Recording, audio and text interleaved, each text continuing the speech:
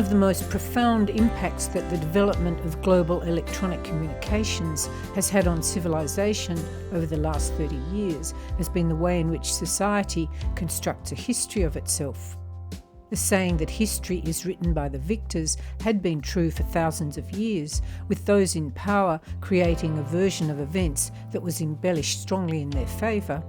The history of colonisation of Australia is a good example where the damaging impact of European exploration and settlement on Aboriginal Australians and Torres Strait Islanders was often ignored, minimised or callously justified. But global internet connectivity has provided an easy mechanism for any individual to not only document history as it was being made by other people, but to document their own personal histories.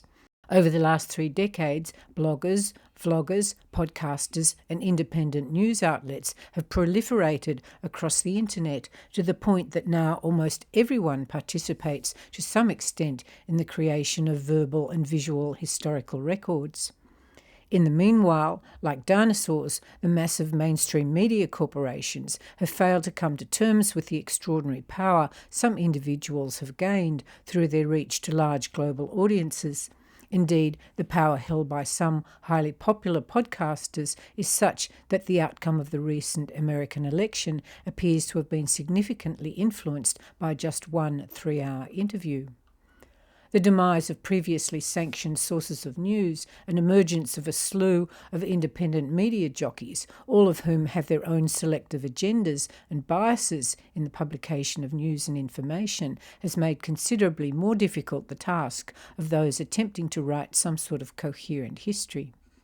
While Google AI takes a traditional approach in its answer to the question, who decides history, the pace at which old-school historians produce information has long been surpassed by the speed of internet dissemination of real-time stories.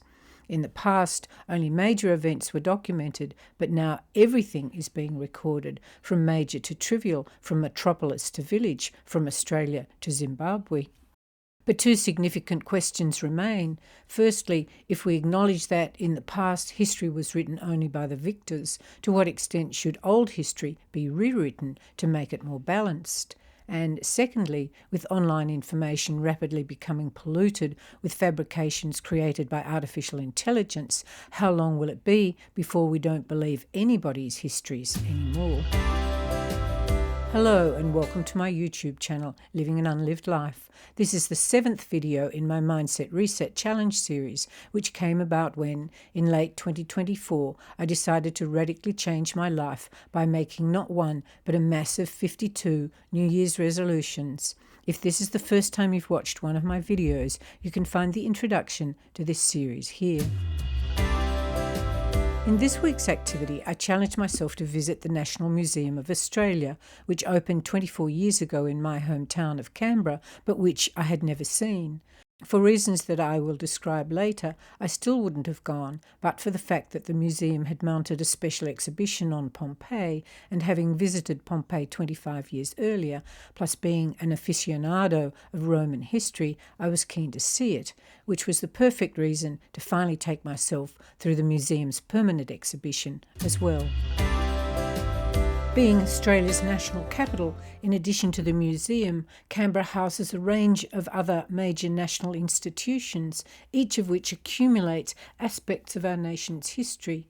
These include the War Memorial, with its extensive collection of our history and overseas battles, the National Library, with its massive collection of print documents, the National Archives, with its collection of nationally historic documents, the High Court with its collection of historic legal decisions, the National Gallery with its collection of both Australian and international history as portrayed through art, the National Portrait Gallery with its visual representation of people important to our nation's societal expression, the Museum of Australian Democracy, which is housed in Old Parliament House and which holds the history of democratic governance of this country, and finally Parliament House, which on a daily basis churns out history in the form of speeches, debate, legislation, executive orders and committee decisions.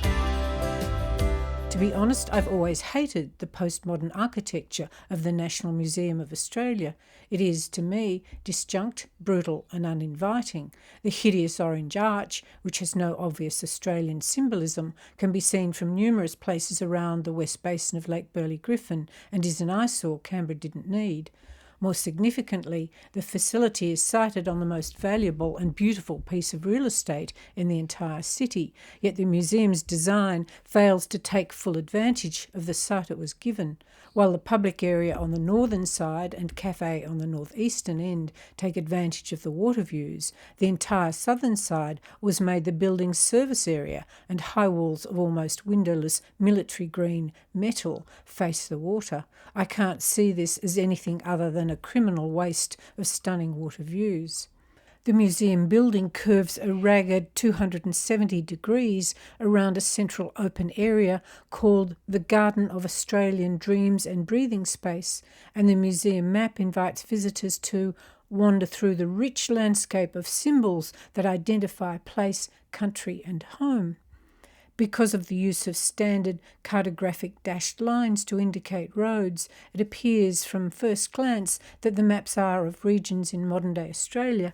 However, most of the words on the maps are, in fact, names of historic Aboriginal tribal areas. Indeed, with the exception of a few place names and a token caravan off to one side of the space, there is no acknowledgement over the entire central space of Europeans using the land.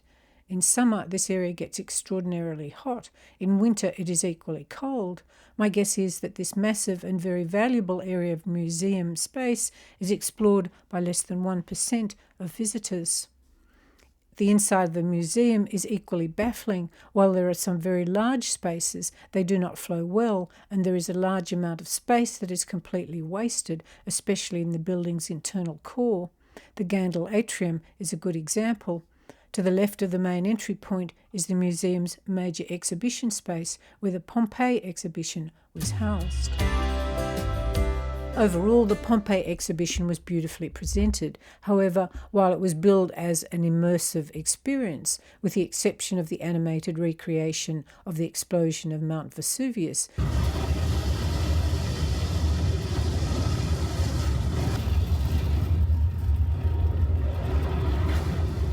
there was nothing particularly immersive about it.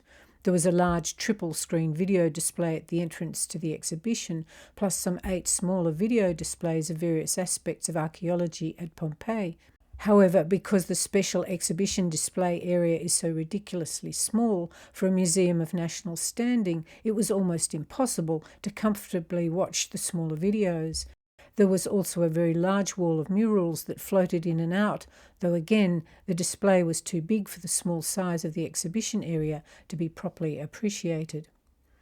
There was, sadly, a pitifully small number of real exhibit items, a few bowls, half a dozen tiny sculptures, several larger sculptures, and the macabre death casts of 3 adults, a child and a dog, although the full-size diorama behind the casts provided a realistic setting. As is usually the case with this sort of exhibition, patrons were forced to exit through a merchandise shop. While there were some lovely items for sale, the shop area was ridiculously large. From the museum plans, the shop looked to be at least a third the size of the exhibition area, probably closer to half. Given that the museum itself devotes an excessively large area to its own merchandise sales, I felt even more cheated at the small size of the Pompeii exhibition. After a long morning tea in the museum cafe, I ventured into the permanent exhibition area. The visitor map shows that there are 4 main permanent exhibition spaces: the Great Southern Land Gallery, the Landmarks Gallery, and the 2 First Australians galleries. The entry into the Great Southern Land Gallery winds around several large simulated trees, which was a clear sign of things to come, as it turned out, because the majority of the exhibits in this gallery were about the land, rocks, landscapes, vegetation, animals, and, in particular, the weather, with the focus of several displays being the severe impact that several major weather events have had on urban areas. In addition, despite the fact that there were 2 other large galleries in the museum dedicated to displaying Indigenous culture, about a third of the cultural exhibits in the Great Southern Land Gallery were predominantly Aboriginal. Indeed, with the exception of a few exhibits, there was little to show for the 200 years of European settlement. There were so many displays of aspects of nature that the whole gallery could have been, instead, a natural history museum. With the exception of a long display of unnamed rock specimens, there was absolutely nothing about Australia's vitally important mining industry, and with the exception of a small and very weird display of tiny cowboys and horses, there was no acknowledgement of Australia's equally important agricultural sector. When I asked a museum guide about these omissions, I was told that the Landmarks Gallery usually contained those exhibits, but that was closed. I found out later that the Landmarks Gallery had been closed for nearly 2 years and wouldn't open for another 6 months. I then worked my way through the 2 First Australians galleries, both of which provided excellent displays of traditional and modern Aboriginal and Torres Strait Islander cultural and social history. Both were more open, better lit, and the many artefacts easier to see, making the 2 galleries much more pleasant areas to visit. With the recognition that reporting of history in the past has mostly been biased towards the victor's point of view, has come the need to rewrite history to produce a more balanced presentation of events and their consequences. The main reason I hadn't explored the museum in the 24 years since its opening was that I suspected that its curatorship would have followed this approach and embraced a strongly revisionist black armband point of view in the selection of items for the permanent displays of Australian history. This certainly turned out to be the case. The museum curators had indeed attempted to rewrite Australia's history to largely wipe out 200 years of European settlement and romanticise much of the Indigenous cultural life. While walking the museum's galleries, I could hear Winston telling Julia in George Orwell's dystopian book 1984, "History has stopped."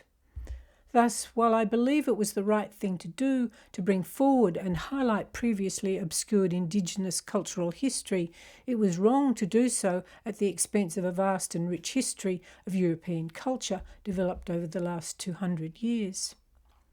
At the end of the introduction to this video, I asked the question, to what extent should old history be rewritten to make it more balanced?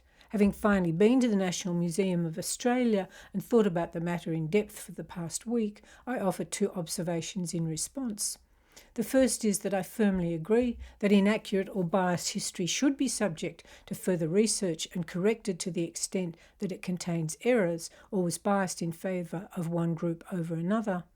The second observation is a caveat to my first statement, in that I believe that any changes to history should not be at the expense of a particular group to the point that biases are completely pushed in the other direction. Entry to the National Museum of Australia is free. A concession ticket to the Pompeii exhibition cost me $20. While the cafe is a very nice place to have some refreshments, don't expect to get much change out of $10 if you want something sweet to have with your tea or coffee. Parking is a hefty $4 an hour with a time limit of 4 hours, although that can be extended. Join me for my next episode when I go horse riding in the Blue Mountains, visit the Three Sisters at Katoomba, and have a blast riding the cable car and trains at Scenic World. For more information about living your own unlived life, if you go to my website, you can download a copy of my free book, Living Your Unlived Life, Finding Contentment by Honouring Your Dreams. And if it's your thing, you could like this video and subscribe to my channel.